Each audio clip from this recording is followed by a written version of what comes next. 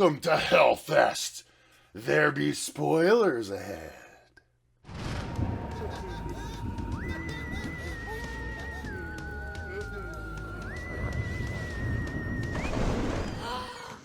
What's up, guys? Welcome to the Horror Show. I'm Cecil, Laird, here to do some spoilers for Hellfest. I'm not sure how many of you guys have seen it. Apparently our spoiler reviews do well for some of you guys that are trying to decide if they want to see it or not. I'm going to do this one just a little bit differently. So I actually sat away from everyone in the movie so I could take some notes on my phone. And I think to do a proper chronological spoiler discussion of this movie, I think looking at my notes and going through them is going to be the best way to do it, rather than trying to go off the top of my head when I might forget stuff. So, we're going to try it this way. Let me know in the comments down below if you end up liking my attention to detail, or if this is too much for you. I want to hear it all. So, I will say the first note I have is it's a standard movie opening. Girls going into a haunted house before it closes. So, yes, we start off at this incident that happens pre the main movie, where there is a group of 3 girls that go into this haunted house, and they even, over the loudspeaker, it's like, we'll be closing soon, wrap up your shit, or essentially.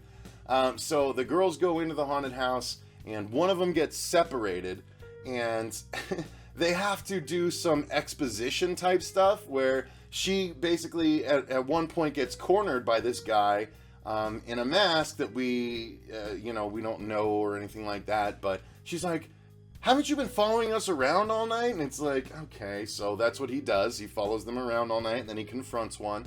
But what he does is he goes right up to her, and she's like, I'm not scared of you. Get out of here, or whatever. And then he stabs her in the stomach, and then strings her up and hangs her in the same room where there are other fake bodies being hung. The thing is, it's an okay opening, because when the camera angle pulls back, you see that she is just one of many bodies, and I was like, oh damn, that's crazy. That this guy has apparently been doing this a while. And then it turns out, like the very next, like one of the next few scenes, it turns out it was just her. Because what they do is, this is the cold open, and then they flash forward 3 years without saying 3 years later. And then we meet the 3 girls. We meet Natalie, Brooke, and Taylor. And basically, they're all, one of them Taylor calls Natalie grade school. And like, she's just like, whatever, grade school. And I'm like, oh God, this is weak. But so they're kind of at odds at first, but they all try and go to Hellfest and have fun. And Natalie doesn't even really want to go, but Brooke tells her that Gavin, a guy that she's been into, like, was willing to pay for her ticket and wanted her to go. So they all decide to go, and when they do, Taylor and Brooke have their boyfriends already there, and Gavin is there, and they start hanging out. So my next note is characters all seem stale and usual. Now, what I mean by that is, this is all characteristics we've seen. These 3 females, there's one that's like the punky rebel. There's one that's the good-looking black girl that's, that really misses Natalie. And then Natalie is like the the girl next door, the typical white girl that is like the final girl, I guess, sort of person. And they're, so they're all kind of friends. Well, at least Brooke and Natalie are friends. Taylor not so much, but everyone is nothing we haven't seen before. So let's see. Okay, so yeah, the 2 Brooke and Taylor are trying to make sure that Natalie and Gavin hook up. So they're like, oh, you 2 are so cute together, and blah blah blah. So they all, when they all meet up at Hellfest, now it's the sixsome, as it were. And also, when they get to Hellfest, the bad guy shows up as well. And he walks in, right? He pays for a ticket and then walks in, and we're following him from behind. I actually liked the way the bad guy was presented, even though he was extraordinarily boring and personality-less, because we literally never find out until the very, very end, which I'll spoil at the end. There's nothing we know about this guy. We never see his face. We still never see his face through the whole movie. But, we don't know anything about him. He's just nameless and faceless and speechless killer, which is so boring at this point. At least the faceless, speechless killers that we've had before, Jason and Michael Myers, had some sort of personality. This one just does not, except that he fixates on a girl and stalks them and stuff. So it's not that great, unfortunately. Let's see, moving on to the next thing. By the way, there is the voice of Hellfest, which is apparently someone in the upper echelon, but it is Tony Todd. So the whole time they're walking through the thing, you'll hear occasionally Tony Todd's voice going, "Can you survive this or that?" You know, like, it's like that kind of stuff. And it's just, I'm like, every time it happens, it's like, Tony Todd is at least like a warm horror blanket for this kind of subpar movie. So, moving on to the next note. I said, okay, let's see. Killer at the beginning arrives at the park, and then what we find out from the group is that apparently there's a bunch of mazes, but there's one section that is a touch section that you have to go through. So one of the areas you go through, or the scare zones as it were, is a touch zone. And you have to go through it in order to get to the scariest maze of the park, which is the Hell Maze. So when they go through it, there's like, people can pick you up and run off with you, or, you know, come up and mess with your face and stuff like that. So I did like when they presented that idea. I was like, okay, so at least that is taking it a step further than the other movie necessarily did, but they didn't even do as much with that as they could have, honestly. That was just sort of, it was a way to raise the stakes for the movie, but not even raise it as much as they could have utilizing that plot detail. Let's see, the group goes through the maze, and towards the end, so what happens is when the killer goes in, he like almost immediately finds this random girl in a striped shirt and fixates on her and starts following her, but you know, he bumps into her and she like gets in his face like, "God, what's with these guys?" And she's just like, "Whatever," and goes past him. And then he basically goes after her, and then we don't see what happens. We cut back to the main group, and they're going through this maze, and then the trio of girls, Natalie, Brooke, and Taylor, happen across this room where this girl in the striped shirt runs in, and she's like, "Help me! Help me, he's after me. I need to hide. He can't find me." And she goes like under a curtain and hides. And then the killer walks in. And the girls are like, What's wrong with you, dude? You know, get on, do your job or whatever. And he like goes and gets in her face, you know, the main girl's face. And then she's like, "What?" She's like, "If you really, you know, do your job." She went and hid under the curtain there. And he goes over and he grabs her and pulls her out and like holds her around the neck. And this was kind of cool. The problem is it was very telegraphed. It was very predictable, but it was still cool to see how it played out. So he's like holding her by the neck and she's like screaming for help, and they just think it's part of the thing. And so the two girls, like, you know, Brooke and Taylor, are like, "I don't want to see this." And so they walk out. And then Natalie just like stands there, oddly interested, and just watches. And the guy just looks at her like, "What is wrong with you?" And he raises the knife up that he's got, and she's just like still watching. And then he stabs the girl and kills her right in front of her, and she goes limp and dies. And the girl like can't process whether it's real or not, and she just kind of walks out.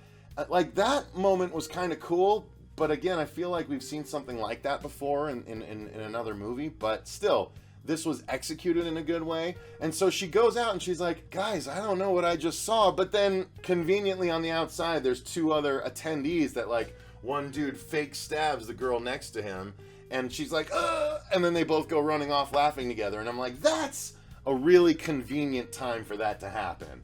Because the main girl sees it and she's like, "Oh, well, maybe that's just what happened in there." And I'm like, come on, that's way too convenient. So, but from that point forward, the bad guy starts following them, and the girl notices, and she tells the friend, and they're like, she's like, "Look, this guy's following us." And they're like, "Oh, it's just an actor that's taking his job too seriously." And I could see how people could say that, but after a certain time of that happening, it should register, it should set off some red flags. So let me continue in the notes here. Yes, of course, they do the budding romance between Gavin and Natalie, and it's kind of silly. It's nothing we haven't seen before. It's typical meet cute stuff. They go into a photo booth. The thing is, they do have good chemistry. I did like the chemistry between Natalie and, let me see if I can get the dude's name. Gavin, played by Robbie Attal. He did a pretty good job, but yeah, it's their romance was just so convenient. And then, of course, the bad guy sees them go into the photo booth where they kiss the first time, and he goes up and he snakes the pictures. And the friends notice, so the friends all know something is weird, but this is where it starts to get very, very tropey, when people start to separate themselves. First person to separate themselves is Gavin. He goes to try and get a stuffed animal for the girl because he couldn't win one in the cute little relationship building scene. And when he does, of course, he's attacked. That kill is pretty good, though. That guy gets, he happens into the locker area where the stuffed animals are kept to try and steal one for her, essentially, because he can't win one. When he's in the locker room, he sees this not put out, mallet and bell game. And he he tries to pick up the mallet. He's like, oh, that's heavy, and puts it back down. And so he's looking around for the thing. He finds the stuffed animal, and it's the most tropey scare ever. He literally opens the locker. It cuts to the side angle of him looking in the thing, right? And the camera's here, the locker's here. You see the dude step behind the locker, and then when he shuts the locker, the guy's there, and it's supposed to be a scare. I'm like, what are you talking about? You just showed us the whole thing coming. How is that your scare? Anyway, so the guy is there, and what he does is he basically knocks him down, and the dude conveniently crawls over. Gavin crawls over, and he gets hit in the throat by the base of the mallet, right? He's got this, the bad guy's got this big ass mallet that you'd use for the bell game, and he hits him in the throat, and he's like, and he crawls back and literally puts his head on the dinghy thing, and so the dude is just like, all right, and he just smashes Gavin's head and rings the bell. Ugh. The head smash looked good. The head actually was very reminiscent of the graboid at the end of Tremors bursting. It looked very much like that, so it popped. So that was a cool little gore effect. But yeah, that's the end of Gavin. So they go on, and at this point they all decide to go to the touch part of the park. And they're like, well, Gavin will meet us over there, and the bad guy steals Gavin's phone, so he's texting back with Natalie back and forth. So they're, she thinks he's coming, or Gavin's coming and stuff like that. So they kind of excuse the bad plot details with the bad guy getting the phone. So my note about that segment is said, okay, gore, but so freaking predictable. And then my next note is they are on the touch ride. So to get to the touch area of the park, they had to get on this old school, little two-person cart going through on a track sort of thing. And our main girl has to go by herself because Gavin's off winning a stuffed animal, aka getting his head smashed in. And she goes through, and the ride breaks down when she's almost done. When the ride breaks down, of course the bad guy appears, in front of a light and slowly starts to move forward as the strobe effect happens with the emergency lights. And basically, it turns out there are a bunch of dudes at the park with the exact same mask as the killer. And I'm like, why is that? Okay, maybe, I don't know, maybe he knows more than we do, and he knew he would be able to blend in or something like that. Okay, so you give it to him, but that's the way they get away with that scare, without having to actually do anything. So when they get to this area, they go through the first maze, which you're supposed to go through in order to get to hell, and when they do, Taylor's boyfriend gets separated, and when he does, that's when the killer attacks, of course. I mean, he's separated for such a stupid reason. He runs a different direction than one guy, and all of a sudden he's in a completely different section of the haunted house where no one can hear him. The others are outside already, but he's in a fully fleshed part. There's no way there would be that many areas of the haunted house that you could go in and keep going. But anyway, he gets attacked, and the bad guy uses a syringe to the eye. We've seen a syringe to the eye before, but this was very deliberate. You see the needle go into the eye, and it's not just clean into the eye, no blood. It pierces the eyeball, and the eyeball gushes blood, and then it runs down, and then the dude stuffs the syringe in and then smashes it into the dude's face. That was the kill where I was like, okay, at least they took it a step further than the syringe to the eye bits that we've seen before. It was really a brutal one, but then he just walks away, and so the friend is dead, and the crew moves on anyway. They're like, we don't know where he is. Oh well, let's keep going. So they all move on, and they get to a place where they see this red curtain, and Taylor goes off and volunteers for something. And this is the point at which Tony Todd actually makes his appearance. He's like this, essentially, he looks very similar to his character from the Hatchet series, where I can't remember what his name was. Oh, shoot, that's going to bum me out now. But anyway, whatever his character's name was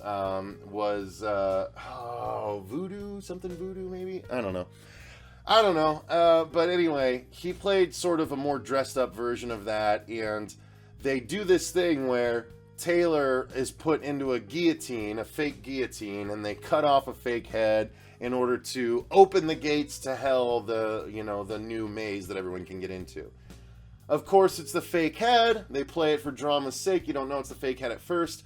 And then they close the curtain, and the executioner is supposed to let her up. But, of course, the executioner is the bad guy. So he actually moves her forward and puts her head there. So this was one other thing that you expected to go one way, and it went a different way. But the problem is, when they went a different way, it ended boringly. So the interesting part is he moves her forward, puts her head in the guillotine, and he raises the thing up and drops it on her. And it comes down, and you think, oh, that's it. She's going to be done. But the thing, boom, hits her the back of her neck, but doesn't sever her spinal cord. So it just like stops right here, dug into her neck. And she's like, but she's like still kind of like, she kind of, wakes up and is like, what, and like she's trying to get out and stuff, and the killer's like raising the thing back up to do another thing, and when he looks up, she's gotten out. And so she is running off, and she's running through the crowd screaming for her friends and stuff, and they see her just as like the killer comes out from behind the curtain too, and she's almost to them, and their other friend, the Brooks boyfriend, like runs over to try and help, just as the killer gets to Taylor and stabs her scream style with his knife. That's it. He just stabs her in the stomach a couple times, and the friend comes over and like tries to stop him, and then he stabs him a couple times in the chest and like walks off. And suddenly that's when the whole park realizes that something bad is going on. They run and scatter, and then it's chaos. And this is part of the problem, the thing that I mentioned in the non-spoiler review, or I alluded to. So it's just Brooke and Natalie that's left, and they run away, but instead of running to the freaking exit, they run to the hell haunted house and try and escape inside. Why would you do that? It's so dumb. It's bad writing, but they had to get them inside the hell haunted house somehow. So it's just the two of them. The killer goes inside as well, and they're going through the house, and they eventually realize that every room they go into has this little green laser beam at the bottom, where when you cross it, it triggers everything in the room and makes the sounds. So that's how the killer would be able to track them. So they hide in the closet, and the killer's walking. They try and escape, but they can't get out. Killer, eventually they can't get back out the way out because the killer has jammed the door. So they're like, oh, we have to go through the hell maze to get out. And it's just such a stupid trope to like, or not even trope, it's just such a stupid reason, like, oh, now we got to go through to get out. But that's what they do. And when they do, of course, they get to a room that the killer is hiding in. But it's not even done in like a clever way. They go into the room, and it's full of like mannequins, and he just like appears from behind one, like stands up and starts, going after them. And he basically swings the axe and hits the leg of one of the girls, of Brooke, but the main girl no. And so they try and escape. They get split up. So yeah, before I get into that, one of the notes I have here is this movie telegraphs every single one of its deaths. And then let's see. In a typical horror movie fashion, instead of leaving the damn park, they run into the hell maze. Why don't these people ever freaking grab weapons from their surrounding? Literally, the bad guy does it, but the survivors aren't smart enough. and then I put a little asterisk, and just as I say that, I finally do just that. So I got like 100 minutes into this, we got like 75 minutes into this 90-minute movie, and they finally decided to grab stuff from their surroundings to use as weapons. That was frustrating, but it was funny. The timing was literally after I wrote that other note. Nothing unique in the Hell Maze, just sneak around to avoid the bad guy. Brooke gets hit with an axe in the leg, and the main girl gets actually the butt of the axe in the face. You think she's been knocked out for nefarious deeds, but he only knocks her out in order to go try and kill Brooke. And then he doesn't catch her really in time. So let's see. The bad guy is so he's chasing after Brooke, and Natalie wakes up after being hit in the face with the butt of the axe and starts chasing after him. But suddenly, by the end, you see Brooke is cowering at the wall, like no, and he's walking up to her, about to get her, and suddenly Natalie has teleported ahead of him into the scare room that he's about to trip the wire for, and she comes out and like stabs him and stops him, and so she and Brooke escape. And suddenly the police are there, and they go inside, but they can't find the killer. He's been stabbed, but there's just a blood spot left. And so the police come back out. We don't know where he is. And she's like, what? And so it just her and her friend escaped, but that's the lackluster ending, except we do follow the bad guy. It cuts back to a minivan pulling up to a typical suburban house. And then you see that it's the bad guy getting out. He goes into his basement and opens up this cabinet that has all of these masks, different ones, and he takes his off and puts it back in there, and you see at the base of the cabinet there's little trophies from all of his kills, and he puts the pictures that he took from the photo booth of the girl that he was stalking, and puts those in the cabinet and puts the mask away, and then closes the cabinet. Then he goes upstairs, and you see this little girl sleeping on the couch, and I'm like, are you kidding me? This is as much as we're gonna learn. And they try and play it off like he might kill the little girl, but then she wakes up and she's like, Daddy! And he like steps forward and kneels down and gives her a hug, but we never see his face, and that's the end of the movie. So like the big surprise ending is that the killer is a father. Who cares? Why does that matter? That's not a twist. We never saw his face. Like, he could still be a monster. You guys never showed that he was normal, except that he has a kid. The kid could be hugging Sloth for all we know. It doesn't matter. You're supposed to at least show that he's completely normal, like do a whole changeover. But this was a half-baked, half-assed ending. I did not like the ending at all. Like, the movie was gonna sink or swim based on the ending because the rest of it was so mediocre. But I really, really liked the surroundings and the set dress and the production design.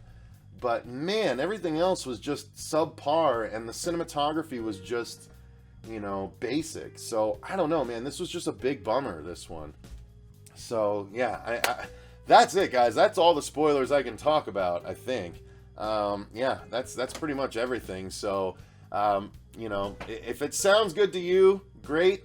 But that's literally how everyone dies, and it's not interesting, and it's not great. It's very basic. I mean, it's nothing unique at all, nothing we haven't seen a million times before, but here it is, At least now you know my opinion. Those are all the spoilers, so now I saved you some money, or I didn't. I don't know. We'll see if you're a glutton for punishment, but let me know in the comments down below if you have seen it, or if you haven't seen it, and now you will. Or you won't, based on this review. I'd be interested to hear your opinion. So in the comments down below, go ahead and leave any spoiler questions, comments, anything you have. This is the spoiler review, so this is the place for it. I will respond to you guys, if you have any questions for me. Let's get that conversation going. Please click the link in the description box for our Patreon to become a patron, and you can decide on movies for us to review, Let's Plays for us to do, or now that we have our live streaming back, you can join us for a monthly Patreon live stream or a monthly Hail to Stephen King live stream. That link is in the description box down below. Thank you guys very much for watching. I've been Cecil Laird. This was Fest Part 1B. as the spoiler review. Fest Part 2 will continue with my review of Bloodfest, coming very, very soon. Until next time, remember, stay scared.